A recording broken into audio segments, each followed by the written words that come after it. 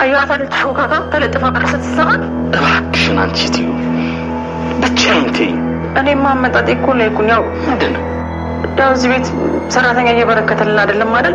ኑሐሚን ለምን በታሳፍረሽ አገኘኝ? ይኸው ትራስምት ይኸው እኔ የፈለግኩት ላይ እኮ አንተ እስክትረጋጋ ድረስ ለትንሽ ቀን እዚያ አጠገብ እንድትሆን ነው። አላማሽ መች ጠፋኝ? አብርሃምና እሷ ለማጣላት ነው አይደል? ቆይ አንቺ ችግርሽ ምንድን ነው? ያው እሷ ሰው መንከባከብ ስለምታውቅ እኮ እሱን አስቤ ነው። እንዴ ታማክታለሽማ ሳይሽኝ እኮ እንዴት እንደምታስቢኝ እኮ በተግባር አሳየሽ። በተግባር ለነገሩ ተው፣ እኔ ራሴ ደውዬ እጠራታለሁ። ለነገሩ እንኳን ብትጠሪያት ማትመጣልሽ። እሱን እንኳን እንዴት እንደማትመጣ እኔ ያሳያለሁ። ነገ ወደ ገጠሩ ፕሮጀክት ልትሄድ ነው እና ከናሁም ጋር ነው አይደል? አንቺ ሴትዮ እያሰብሽ ያለውን ነገር ተይ ብዬሻለሁ። እባክሽ ምን አሰብኩ? መቼም በሰው ስቃይ መደሰትሽን አታቆይም አይደል? በቃ ላይኩን ከዚህ በኋላ ሁሉ ነገር ከራስሽ ጋር ያይዘው ነው አይደል?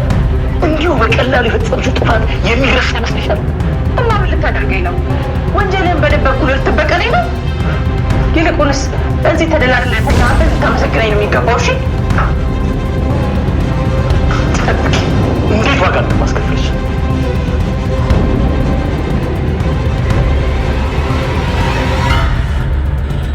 ልካቼ ለምስክርነትሽ ወይ ማዳመጦች ናሽ ማለት ነው።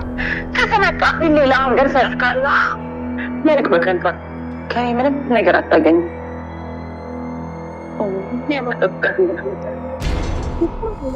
ምን አስቸግሮሽ?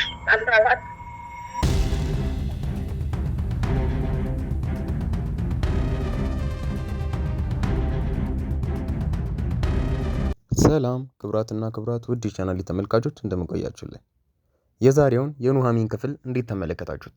በባለፈው ሳምንት አቶ ላይኩን የዳግምን አባት በጥይት መተው መግደላቸው ይታወሳል። ግን ደግሞ ቢሆንም ሆን ብለው አውቀው ሊገሉት ፈልገዋል ነበር የሚገደሉት። ሁለቱም ጥይቱን ራሳቸውን ለማትረፍ በሚታገሉበት ሰዓት ድንገት ጥይቱ ባርቆ የዳግምን አባት መቷቸው ነበረ ሽጉጡ የገደላቸው። ግን ደግሞ ከሁሉም በላይ የሰሩት ትልቁ ኃጢአታቸው እሱ መግደላቸው ሳይሆን እጃቸውን ለሕግ አለመስጠታቸው ነው።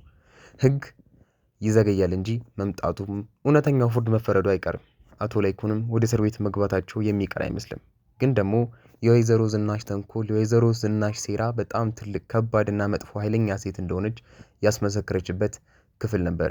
ምክንያቱም ጭንቅላቷ ላይ የመጣው የልጅ አባት ነው፣ ሆስፒታል እንውሰደው ወይንም ደግሞ እጃችንን ለመንግስት እንስጥ ሳይሆን እንቅበረው የሚል ሀሳብ ነበር ያመጣችው። ይህንን ሀሳብ ስታመጣ ቅንጣት ታክል እንኳን ርህራሄ ውስጡ አልነበረም። ዳግም ይህን ነገር ቢያውቅ ምን ይሰማዋል? ሊጠላኝ ይችላል፣ ልታሰር ይችላለሁ፣ ምንም አልፈራችም። የሴጣንነቷን ጫፍ ነው ያሳያችሁ በዚህ ክፍል ላይ። እስቲ እናንተስ ውድ ቤተሰቦቼ ወይዘሮ ዝናሽ ትመቻችኋለች? ትወዳታላችሁ? ደግሞ አንድ ምርቃት ልመርቃችሁ።